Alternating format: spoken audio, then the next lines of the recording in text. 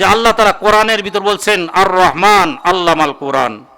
রহমান তো তিনি যিনি কোরআন শিক্ষা দিয়েছেন, মানুষ সৃষ্টি করেছেন, আর বয়ান বক্তৃতা বিবৃতি করার যোগ্যতা দান করেছেন। তো প্রথম আর রহমান কেন বললেন, এর একটা শানে নুজুল আছে।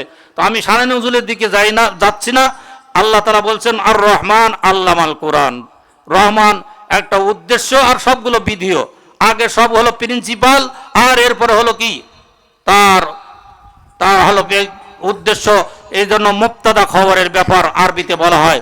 তো প্রথম যেটা হচ্ছে বিধিও বলা হয়েছে আর রহমান। রহমান তো তিনি আল্লামাল কোরআন, যিনি কোরআন শিক্ষা দিয়েছেন। খলাকাল ইনসান, মানুষ সৃষ্টি করেছেন। এরপরে আল্লামাহুল বায়ান, বয়ান বক্তৃতা কথা বলার যোগ্যতা দান করেছেন। আপনাদের কাছে আমি প্রশ্ন করি, মানুষ আগে জন্মগ্রহণ করে না আগেই কোরআন শেখে? আগে জন্মগ্রহণ করে, তারপর কথা বলতে শেখে, এরপরে স্কুলগামী হওয়ার বয়স হলে স্কুলে যায়, মাদ্রাসায় যায়, তারপর না সে লেখাপড়া করে, কোরআন শেখে। কিন্তু আল্লাহ তাআলা এমন না বললেন কেন আর রহমান ও আল্লামাল কোরআন খলাকাল ইনসান। আগে আগে কোরআন শিক্ষার কথা বলেছেন, তারপরে আল্লাহ মানুষ সৃষ্টির কথা বলেছেন। বাক্য বিন্যাসের ধারাবাহিকতাই আসলে হওয়ার দরকার ছিল আর রহমান খলাকাল ইনসান আল্লামাহুল বায়ান আল্লামাল কোরআন, এমনটি বলার দরকার ছিল। আল্লাহ তা না বললেন আর রহমান ও আল্লামাল কোরআন। আসলে সংক্ষিপ্ত কথা বলি যে আসলে প্রকৃত মানুষ হলো দুই ধরনের। একটা হলো কি কোয়ান্টিটি মানুষ, আর কোয়ালিটিপূর্ণ মানুষ। কোয়ান্টিটি গণনায় এই এলাকার ভিতরে সবগুলো আদমশুমারিতে মানুষ গণনা করে এই নুননগর ইউনিয়নে কতটা মানুষ আছে এটা গণনার দিক দিয়ে মানুষ। আর কোয়ালিটিপূর্ণ মানুষ এই এলাকার ভিতরে যে মুমিন, মুসলমান, ইমানদার, এটা হলো গুণ আছে, তার এলেম আছে, এটা গুণগত মানুষ। প্রকৃত মানুষ হলে গর্বাসুরত আদমি একসাবুদে, বুঝে হলো আহমদ একসাবুদে। যদি বাহ্যিক আকার আকৃতিতে সবাই মানুষ হতো, তাহলে মুহাম্মদ সাল্লাল্লাহু আলাইহি সাল্লাম জান্নাতের সমস্ত নবীদের সর্দার, আর জাহান্নামের কীট হলো আবু জাহাল। দুইজন সুরতে এক না, আকৃতি এক, কিন্তু গর্বাসুরত আদমি একসাবুদে, বুঝল আহমদ একসাবুদে। তবু মানুষ সব একই আকৃতি হয়তো যেত। এই জন্য সকলে একটু চিৎকার দিয়ে বলে নারাই তাকবীর, নারাই তাকবীর। প্রধান মেহমানের আগমন, প্রধান মেহমানের আগমন, হযরত মাওলানা মুহাদ্দিস মুস্তাফা কামাল সাহেবের আগমন। নারাই তাকবীর। আমি যে কথাটা বলতেছিলাম হুজুর বসা, আমি আর সময় নিব না, এতটুকু বলবো যে আসলে আকার আকৃতিতে যদি সবাই মানুষ হতো, তো বিশ্বনবী রহমতুল লিল তিনিও মানুষ, আবু জেহেলও মানুষ। দুইজন কি একরকম না? একজন জাহান্নামের কীট, আরেকজন হলো জান্নাতের সমস্ত আম্বিয়াদের সর্দার, যিনি জান্নাত উদ্বোধন না করা পর্যন্ত সমস্ত নবীদের জন্য জান্নাত হারাম থাকবে, এমন একজন বিশ্ব নবী রহমতুল্লিল আলামিন। এই জন্য যেই মানুষের ভিতরে কোরআন আছে, যেই মানুষ কোরআন এলেম আছে, সেই মানুষটি হলো প্রকৃত মানুষ। অন্যথায় আদমশুমারিতে মানুষ হতে পারে, কিন্তু আল্লাহর ফেরেশতাতে মানুষ না। বলেন আমরা সবাই আল্লাহর ফেরেশতাতে মানুষ হতে চাই কারা কারা? দুই হাত তুলে একটু দেখান। ঘরের ভিতরে যারা আছেন মাদেরকেও বলবো যে আমরা কোয়ালিটিপূর্ণ মানুষ হব। আর কোয়ালিটিপূর্ণ মানুষ হতে হলে কোরআন শিক্ষা ছাড়া কোনো বিকল্প কোনো ব্যবস্থা নেই।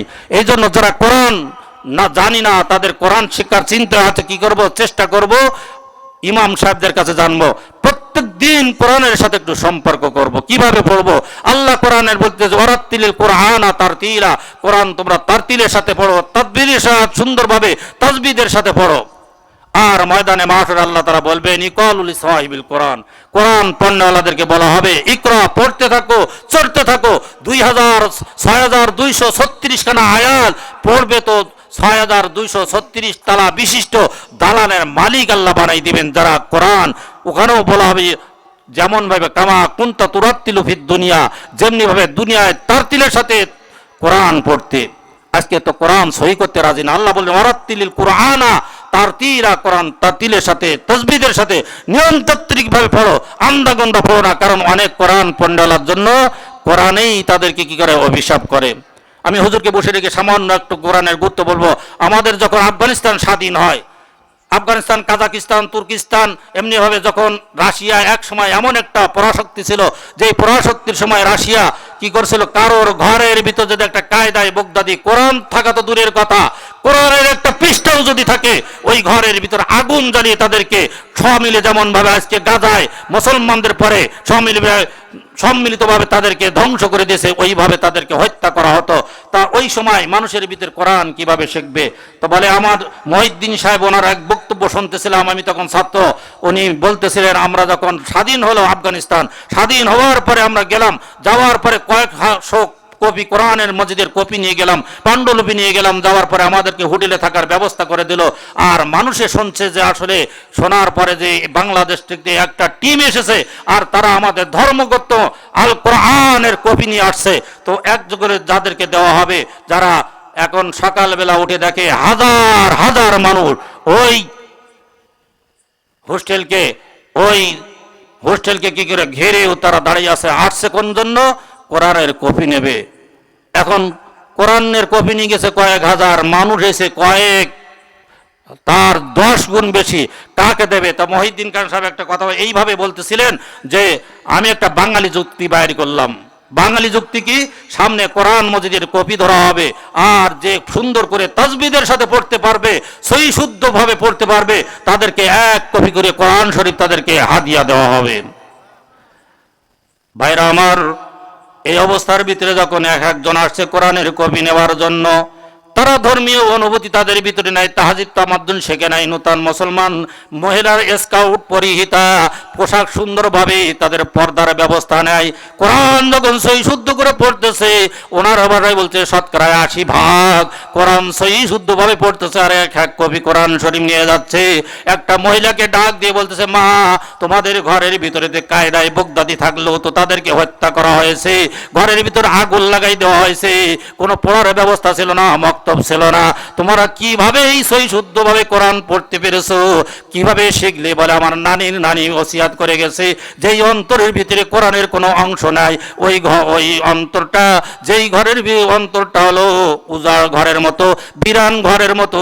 যেমন কোন ঘরের ভিতরে যদি কেউ বসবাস না করে, বলেন তো ওই ঘরের ভিতরে চামচিকা আর মাকড়সার জাল বলে ও ঘরটা আবর্জনা পূর্ণ হয় কি হয় না?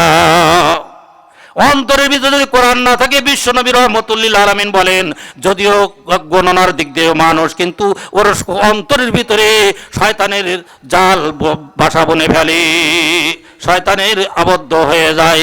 এই জন্য নানির নানি ওসিয়াত করে গেছে, আমার নানির নানি আমাকে আমার নানিকে ওসিয়াত করে গেছে, তার নানি নানি ওসিয়াত করে গেছে। বংশ পরক্রমায় আমরা এইভাবে কোরআন শিখেছি। কিভাবে শিখেছি?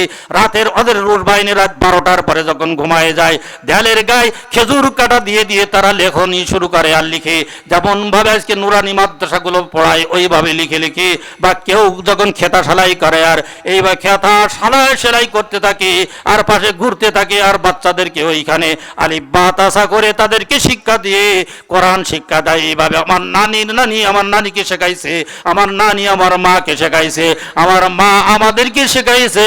আজকে আমরা এইভাবে কোরআন শিখেছি, কিন্তু কোরআনের কপি কোনোদিন আমরা চোখে দেখি নাই।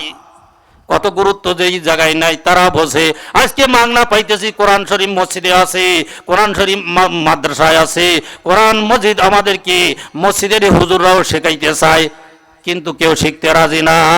আল্লাহ তাআলা যদি ময়দানে মাঠে ক্বাল রাসূল ইয়া রাব্বি ইন্না কওমি ইত্তাখাযু হাযাল কুরআন মাহজুরা, আল্লাহর নবী ময়দানে মাশারি মানুষের বিরুদ্ধে নালিশ দায়ের করবেন। 63 বছরের জিন্দেগির ভিতরে 23 বছরে আমার দাঁতকে দন্দন মোবারক শহীদ করেছি, রক্ত ঝরাইছি, কিন্তু এই কোরআন প্রতিষ্ঠা করার জন্য। কিন্তু কোরআনের ভিতরে তারা কোরআনের ভিতরে মহব্বত করে নাই, কোরআনের ভালোবাসা দেই নাই, কোরআন শিখে নাই, আর তারা কোরআন পরিত্যক্ত করেছে। যেই নবীর শাফাআত ছাড়া কেউ জান্নাতে যাইতে পারবে না। বলেন তো, ওই নবী যদি আপনার আমার বিরুদ্ধে নালিশ দায়ের করে, তাহলে আমাদের এই জন্য রাজি আছেন সবাই কোরআন শিখতে? এই জন্য কোরআনের ধারক বারক যারা আছে তাদেরকে সম্মান করবেন। 4টা জিনিস কেউ যদি করে, ওই ঘরের ভিতরে কোনোদিন অভাব আসবে না। 1 নম্বর, তাসিয়ে কোরআন, ঘরের ভিতরে কোরআনের তাজিমে কোরআন, যে কোরআনের কপিটা থাকে তার গায়ে যেন ধুলাবালি না লাগে, মহব্বতের সাথে রাখায়। আর এরপরে যারা কোরআনের ধারক বাহক আপনাদের মসজিদের ইমাম, তাদেরকে সম্মান করবেন, তাদেরকে সালাম দিবেন।